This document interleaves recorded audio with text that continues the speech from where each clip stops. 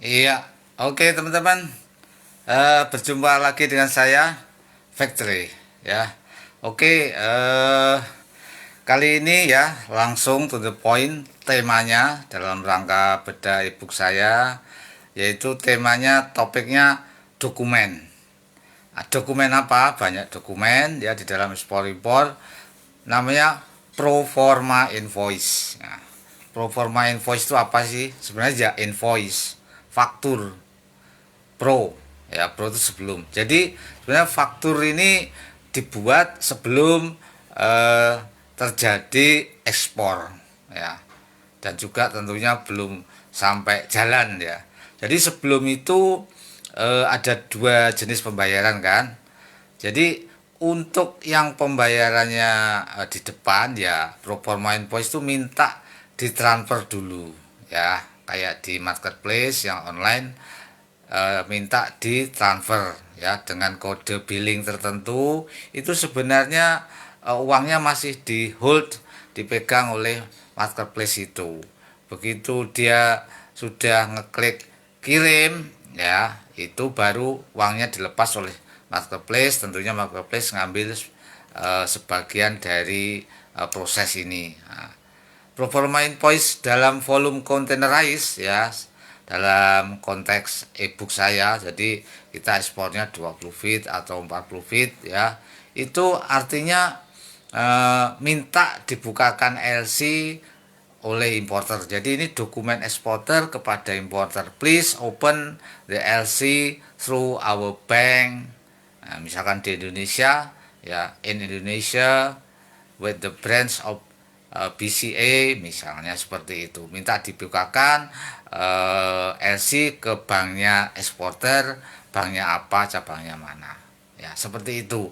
Tentunya atas nama PT atau badan hukum dari eksporter tersebut. Kemudian nanti importir membuka LC. Bagaimana membuka LC? Ada topik tersendiri, berapa biayanya, berapa harus mendeposit, dan seterusnya. Oke, jadi jelas ya, pro forma invoice dalam konteks volume containerized adalah minta dibukakan LC, bukan minta ditransfer.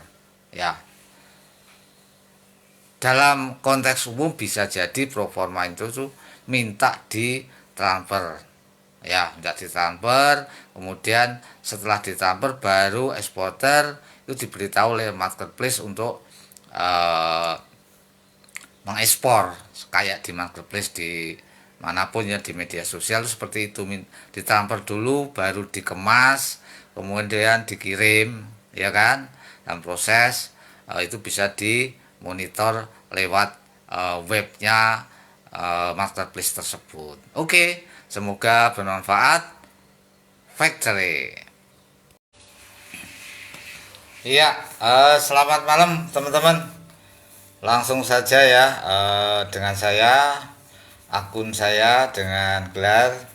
Terima kasih teman-teman yang telah banyak mengikuti live saya, dan beberapa reel saya tayangannya naik. Jadi jelas itu diikuti oleh sobat FB.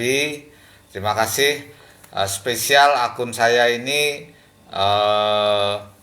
menyajikan bedah ebook saya yang ada di Udemy, yaitu tentang ekspor impor full containerized, atau istilah sainsnya FCL, full container load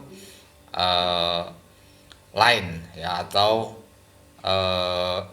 istilah praktisnya volume containerized.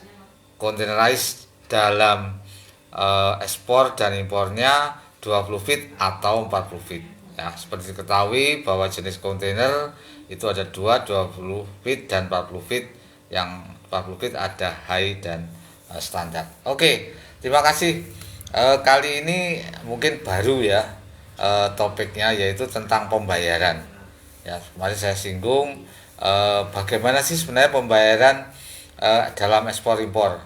Tentunya untuk keamanan yang bukan perusahaan antar induk dan anak perusahaan, itu kita menggunakan LC. Aturannya saya buat di teks itu menggunakan yang namanya UCP 600. ya.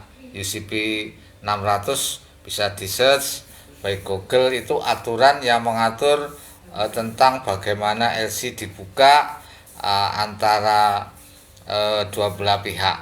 Nah, kebetulan ini saya langsung aja bahwa di dalam ekspor impor itu jenis LC-nya yang digunakan spesifik, artinya jenis-jenis itu aja, yaitu berdasarkan waktunya yang side, karena itu yang menguntungkan kedua belah pihak. Side itu artinya selama eksporter bisa menunjukkan bahwa barangnya dikirim dan on board isu itu bisa dinegosiasi ke banknya eksporter untuk dibayarkan. Jadi side itu segera. Nah, itu berdasarkan waktu. Kemudian yang lazim ya biasa digunakan juga jenis LC-nya yang irrevocable, artinya tidak bisa dibatalkan secara sepihak baik oleh pembeli maupun penjual. Ya, jadi pasti jenisnya kebanyakan side irrevocable, dan mungkin diikuti dengan dari sisi apakah bisa ditransfer ke pihak lain, kemudian terbatas atau enggak, seperti itu aja ya. Jadi bisa dilihat aturan LC itu di UCP 600, dan kebanyakan untuk ekspor impor itu adalah irrevocable dan side, karena itu saling menguntungkan antara kedua belah pihak ya. Itu mungkin nanti kita lanjut dengan topik yang lebih detail tentang pembayaran ini dan isinya. Jadi isinya itu kalau mengikuti aturan UCP itu kan banyak klausalnya. Nah, biasanya dalam ekspor impor tidak semua disebut, sehingga eksporter bisa realisasi ekspornya. Karena kalau tidak bisa mengisi semua klausal ya di dalam isi LC, tentunya tidak akan dibayarkan oleh banknya eksporter. Jadi tidak disebut sesuai klausal-klausal di aturan UCP. Yang penting misalnya nama barang, jumlahnya berapa, jumlah barangnya, kemudian nilainya itu jenis LC-nya. Kayak gitu-gitu aja. Oke, terima kasih. Semoga ini bermanfaat. Factory. Iya. Oke, teman-teman. Banyak yang belum tahu bahwa packing list dan commercial invoice itu secara basic beda ya. Oke, selamat malam. Sangat beda. Apa yang membedakan secara basic? Yaitu bahwa packing list itu tidak menyertakan nilai currency atau nilai uang.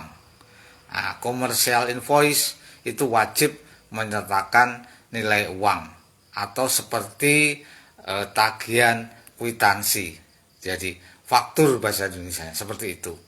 Ya, itu yang membedakan. Jadi meskipun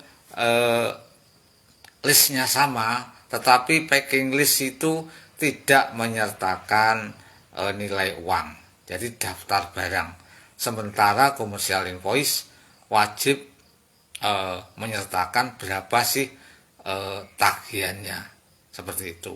Nah, untuk lengkapnya tagihan itu biasanya kadang ya atau sering disertakan yaitu yang namanya draft atau kwitansi ya, atau bill of exchange. Bill of exchange itu ada 3 pihak. Kalau draft atau kwitansi hanya 2 belah pihak antara eksporter dan importer. Kalau bill of exchange dibayarkan oleh pihak ketiga oleh banknya. Nah, kira-kira seperti itu. Jadi semoga bermanfaat. Terima kasih. Factory. Iya, selamat malam teman-teman.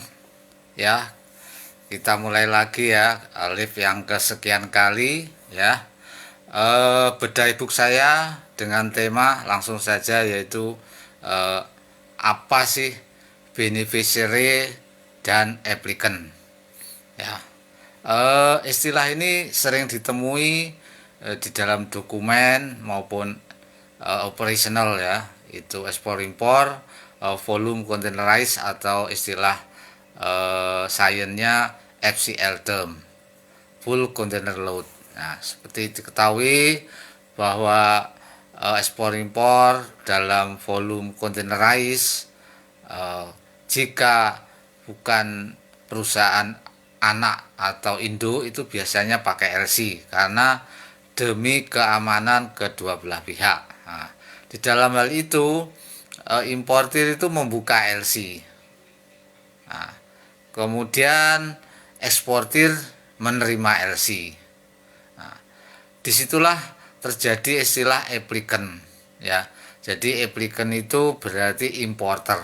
Importer membuka, menitipkan uang sejumlah sekian persen dari seluruh nilai calon transaksi. Seperti itu. Maka di situ klausalnya applicant.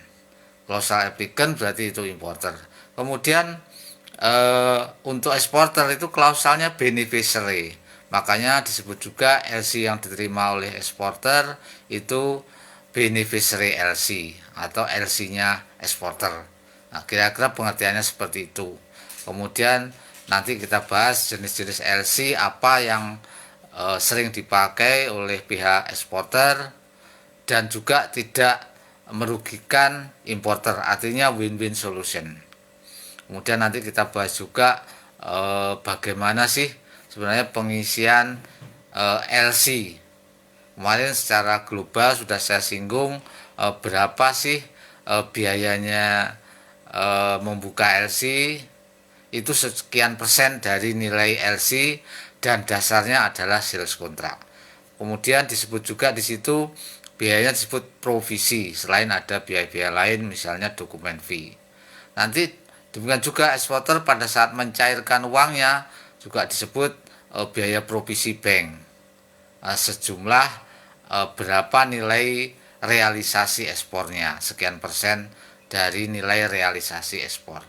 Oke, kira-kira begitu, semoga bermanfaat kali ini, dan ikuti saya terus akun ini untuk mendapatkan gratis ebook yang saya terbitkan secara periodik, ya. Saya terbitkan secara periodik. Kemudian biar pemahamannya lebih jelas, akan juga saya berikan lip seperti ini, membahas apa yang sudah ebook punya, ya, oleh pengikut saya. Kemudian mungkin ada yang kurang jelas, kita bahas. Toh kalau kurang jelas selalu akan saya share di akun ini. Ya, oke, terima kasih. Factory.